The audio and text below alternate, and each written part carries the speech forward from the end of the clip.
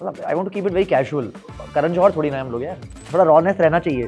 भाई इनको तो गवर्नेंस का डर लगता ही रहता है ना शुरू से ही. Should we roll? Should we start? We are good. Day one when I joined, I realized that I don't belong here. I want to understand your story from IIT Roorkee till now. Entrepreneurship was a taboo. If you are a first generation person and if you don't get a job, then you become an entrepreneur or self-employed. You have built almost 1,000 crore plus revenue business at IndiQube. We don't believe in burning too much of money. I don't see myself like a serial entrepreneur. I am more of a brick by brick entrepreneur. How did you get the balls to get into real estate, if I may say it? Real estate is all about connections. Yeah. So you'll be surprised that in the last 10 years of running IndiQube, I have never met a politician. You decided to be in India and build in India. What hasn't changed instead of what has changed? India is not a hockey stick economy. You chose to build both businesses with family. We had a good advisor who told us what is good for the business is good for the family, but what is good for the family may not necessarily good for the business. Hi everyone, today I am with Rishi, co-founder and CEO of IndiQube.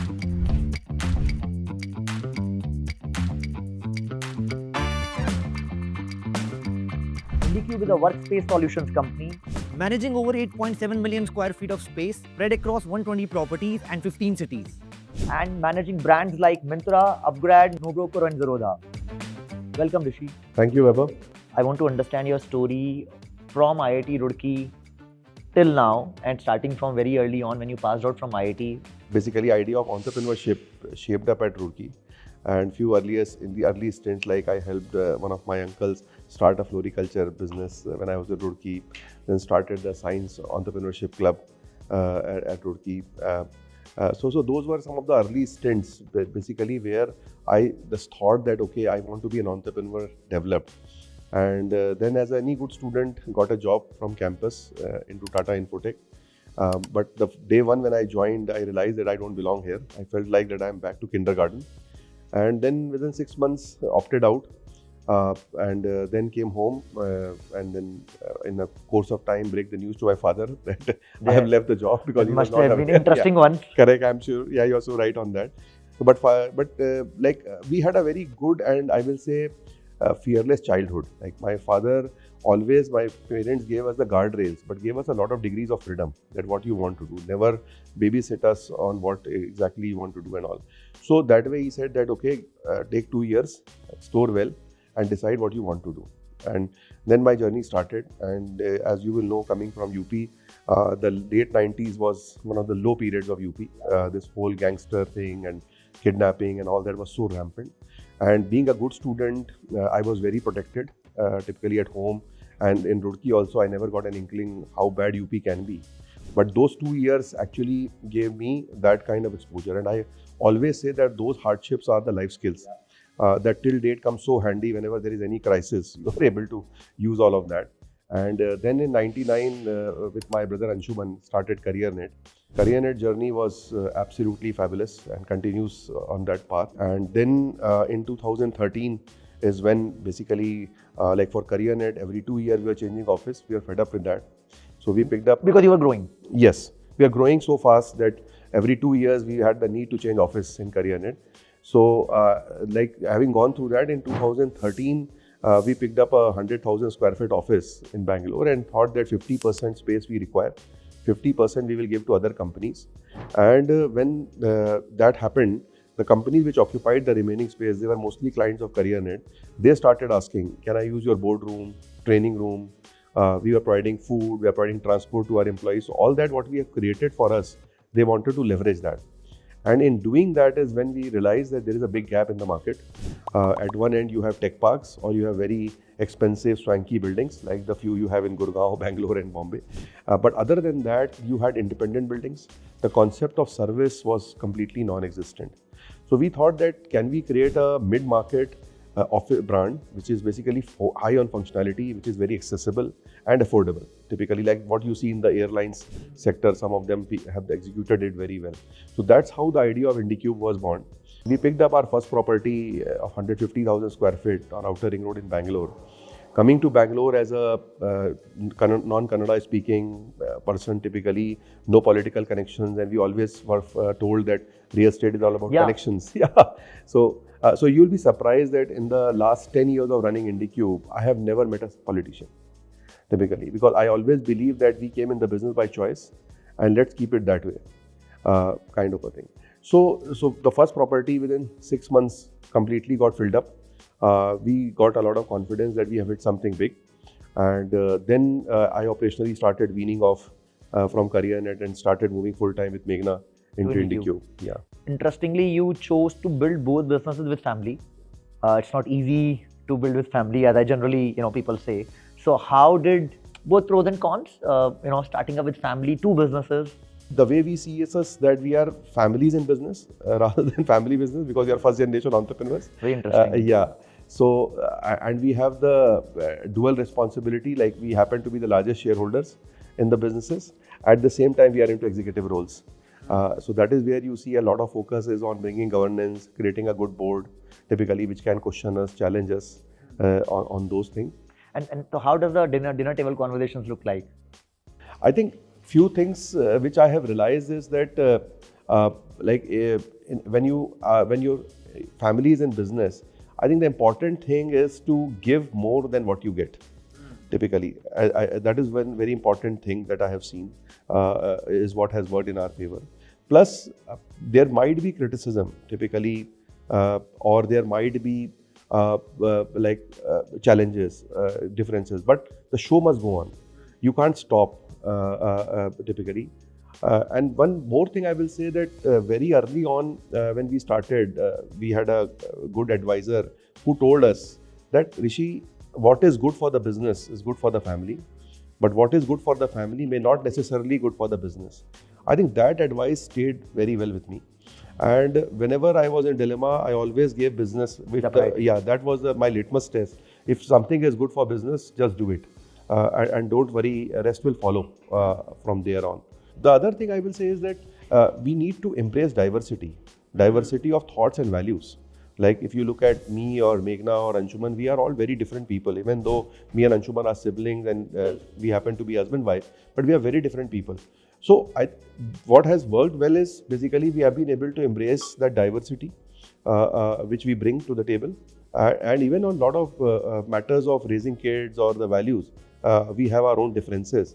But I think somewhere we have been able to respect and seamlessly allowed that to coexist. And coexist. You came from Lucknow, I came from Muzaffarnagar. So we, in the early days, 90s, 2000, we all wanted to move out. I am seeing a lot of people are now deciding to stay back in the city. And that, I think that is where IndiQube is also, kind of going to a lot of tier 2, tier 3 cities, right? So how are you seeing this opportunity of small cities from a workspace point of view? So, Vaibhav, one thing which has happened post-COVID is jobs are going where people are, right? If you look at our generation, for example, we went where jobs were. I think that is a very, very big shift which COVID has brought in. So as a result, most of the companies today are following the approach of follow the talent. Wherever people are there, just go there. Now, this means basically walk to work, hybrid working, work from home, and those kind of concepts have become quite popular over here. And I think the government has done a good job in terms of providing the physical, financial, digital connectivity to all these cities. Where they are all very well connected, quite seamless, quality of life in these cities is good. So we see that a lot of jobs are going to those cities. And we are finding, as you rightly highlighted, the GCCs, a lot of IT services companies, even a lot of startups like consumer companies, because they need a lot of vernacular support to run their businesses. I think these are the kind of good quality businesses which are starting to move to a lot of tier 2 cities, typically 6-7 tier 2 cities. So this number is growing. So there is a lot of democratization happening around that. And what we are trying to do in those cities is basically ensure that we are able to reduce the entry barriers for these companies when they want to start a new city, and provide them the flexibility as they grow and get the necessary ease of doing business. Because these are three things which companies want to look for over there. Plus, if you look as these companies will stabilize, suppose you have a company which has 20 city operations or 30 city operations, we want to be their outsourcing workspace partner, where we are saying that all your 30 cities, I should be able to give you consistent experience. Same chai, coffee, same access control. And you only focus on work. Yes, just focus on work. So I see that the tier 2 story in India is very, very encouraging. Early days, but over the next decade, I think it will span out quite well. If you can help me break down IndiQube's business model, for a layman who is listening in, how does a model like this work? So, I will say that what IndiQube or a lot of basically companies in our space are essentially doing is we are providing plug and play office spaces to companies, and we are providing office spaces to companies of diverse nature, like whether if you want one seat or you want to set up a GCC with 2,000-3,000 people. I think we are able to, and we are catering to that kind of diversity. That is one aspect. Sure. So that is. Second is we have realized, because we come from the IT industry, that the biggest reason why companies invest in good quality offices is to attract and retain the employee. So the hero of the story is the employee. So our focus is providing companies a lot of B2B and B2C services purely aimed at improving the employee experience as well ensuring the ease of doing business. Sure. Typically is what we do. Other thing is, because in India, unlike typical co-working business globally, the customers who come to us are mostly large size, long stay customers. Large size, long stay, okay. So they want to be in their own office. They don't want to sit in somebody else's office.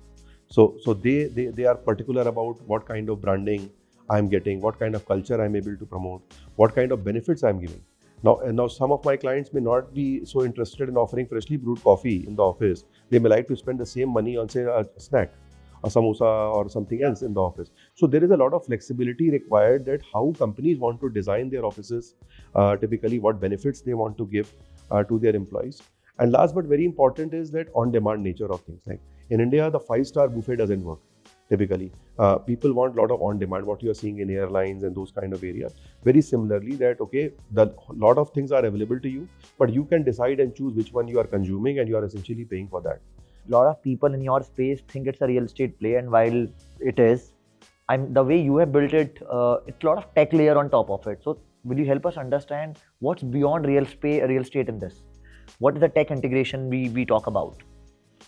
So see, like any other business today, technology is absolutely integral to this. Right. I think we broadly look at technology from 3 perspectives. One is our customer's employee, like which we call as a B2C technology. So we have something like a MyCube app. Now imagine when an employee comes to office, from the time you decide that okay, you want to go to office today, booking your parking lot, coming into the office, booking the meeting rooms, consuming food, going to the gym. Many touch points are there, and by the time in the evening you are getting out of that. So every touch point basically requires technology. So how do you book your parking lots to all of that? Second thing is the amount of personalization. Because we deal with so much of diverse clients now we have clients who are basically having an average salary of 25 lakhs. Their expectations of benefits is very different from companies which are providing 7-8 lakh salaries. So basically, using technology, for example, I will give you like food. Now, if you have to provide your employees a food subsidy, you can give say 3,000 rupees of subsidy to them. Now, in few of our clients, we found that what people were doing to bypass that, 25th of the month, they were buying a crate of juice and taking home. So using technology, we were able to set the rule engine that 75% of the subsidy that is company is providing has to be user cooked food. Pre-packed food will only be this much. Or if in your office you want to provide them t-shirt, mugs, a lot of goodies that companies provide today. Now, if you keep everything in your cafeteria or wherever, everybody will take it home. So you want basically a vending machine kind of a mechanism by which this is given, so that you know exactly who has taken what. Yeah, you don't need to police it, but you need to know that. Yeah. So then if you look at B2B, we have SurveyCube typically, and we have dashboards where our customers can see what is the power consumption that they are having, the water consumption that is happening in their building. So from those perspectives, technology ensures that you get a very consistent experience. You have a lot of control on the outcomes over there, and the amount of data that we are collecting today. Like if you look at like the power consumption that we were having earlier and we are having now, almost 20-30% reduction in power we have been able to achieve using data. From CareerNet to Hire Pro to IndiQube, how has talent and people evolved in the country in past 15-20 years, so to ask? Ambition, aspiration, what difference are you seeing on the team level, on the team side, on the people side? So I will say that the best example I can think of is if we look at a cricket team. We were born in an era of test match and then one days. Now we have T20s. And so the way, yeah, and you look at the psyche of the team playing T20 today is so different from what we used to see in one days, where most of the time they will succumb to the pressure. They will not lose because of lack of competence, but because of pressure. And today you see a very different generation. So if I zoom into the jobs and talent, the employee-employer relationship has become a lot more objective and transactional. Earlier, we used to have a lot of respect and gratitude for our first managers or the first employers. I don't see that so much being there now. Then most of the people, especially in IT industry kind of sectors, people are working more on assignments. Their loyalty is more toward assignment than to the organizations. They move when the project gets over. So that is what has shifted. A lot of positives as well. Typically today, there is much more inclusiveness in the workspace. Typically, whether it comes to gender, religion, region, I think workspaces are a lot more diverse and acceptable over there. Earlier, the concept was that career management was considered a scope of employers. Now, the responsibility to manage your career is the individual's responsibility, the employee's responsibility. So, employees are taking that up. Today, a lot more people want work-life balance. Increasingly, you talk to a lot of people in 20s, they ask those questions. When we were working, there was hardly any concept of work-life balance. There was nothing. I can't say it's good or bad, but I increasingly see that the amount of work-life balance people want is a lot more. And then, of course, like things like hybrid and work from home and all are increasingly bringing out that change. This era, we all need to be very sustainable in our businesses, and in your business especially, because a lot of actual CO2 emissions and whatnot. So was green thinking always embedded in the business, the design thinking, the sustainability mindset, or you build it over the time? And can you give us quickly a few examples of how you approach it? For us, sustainability is across basically like multiple dimensions that we pick up. Like for example, energy conservation, water conservation, waste management. Typically, these are three big areas of focus for us. So if you look at more specifically the energy part of it, we started implementing solar rooftop solutions in a very big way. We have a large number of buildings where we have solar rooftop, and they generate anywhere from 15 to 25% of our power, and we are increasing those installations. We are now commissioning a 20 megawatt solar power plant, which will take care of pretty much entire Karnataka or Bangalore buildings. Power will be 100% green power in those buildings. That is happening on track. And then within the power savings, the amount of IoT implementations that we did typically, or a lot of technology that we started leveraging, we have been able to significantly reduce the power that we have been consuming. Now, if you look at water, because a lot of buildings that we pick up were also independent buildings, grade B buildings, a good number of them were not having sewage treatment plants, they were not having rainwater harvesting and all. We went about implementing that. And we could reduce a lot of dependence on the groundwater or the fresh water purely by recycling the water, conserving the rainwater, all of that. So we used to get typically one garbage van coming every day to pick up the garbage. Now the same garbage van comes once a month, because what is left now is only the metal and plastic waste, which is not too much in our buildings. We also have implemented where we are trying to reduce the entry of plastic into the campuses. So for example, Tetra Packs, instead of that, going to more bottled stuff, moving away from PET water bottles to glass bottles, which we can be reused over there. And another big area, because whatever we implemented in our buildings worked so well for us, that we started now renovating a lot of buildings. So today, if you see more than 2 million square feet of office space that we have in our portfolio is renovated buildings. So we pick up these buildings and we completely upgrade them without demolishing them. So we bring in energy conservation initiatives. We put up glass, which is performance glass, so that heat absorption is very less in those buildings. And today in India, 50% of the buildings, India has about 850 million square feet of grade A stock. 50% buildings are more than 10 years old. And 50% buildings are non-green buildings. We have a dedicated product now called Cornerstone, through which we are now picking up a lot of these older properties and upgrading them. We also are now offering sustainability as a service. Suppose you have a building and you do not want to put capital expenditure to upgrade the asset. As IndiQube, through our Cornerstone model, we are coming in and saying, okay, we can put in some amount of capex in a participative nature. You give us the rights to manage the property over 10-20 years, and we can upgrade your building to a green building. You manage from as small as startups of one single seat to large companies like Air India, Philips, and whatnot. Uh, how is the expectation of the client changes from a small company to a Philips or a Air India per se? So different clients come to us, Vaibhav, for different reasons. Like they come for, some of them come for flexibility, some of them come for cost reasons, some want great experience, consistency. It keeps varying across them. So what we try and do is we provide them basically customized solutions depending upon the nature of work that they have, the average age of their employees, the industry they come from, and the stage of growth they are in. So for example, when we have a startup, we know that for that organization, the biggest thing is flexibility, because they don't have visibility into their growth plans.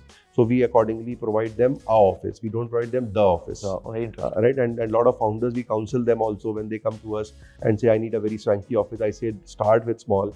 And then as you grow, we'll provide you with your the office as well. But start with the small. But when we deal with very large companies, some of them that you named, with those people, it is more about providing a consistent experience across India. Like follow the talent that we discussed, like typically the distributed office concept. So if they have 30 offices, their biggest challenge is how can I provide consistent experience? Standardization. Yes. So basically our solutions are tailor-made for different kinds of industries, sizes, stage of growth, kind of things. I think on that note, thank you, Rishi.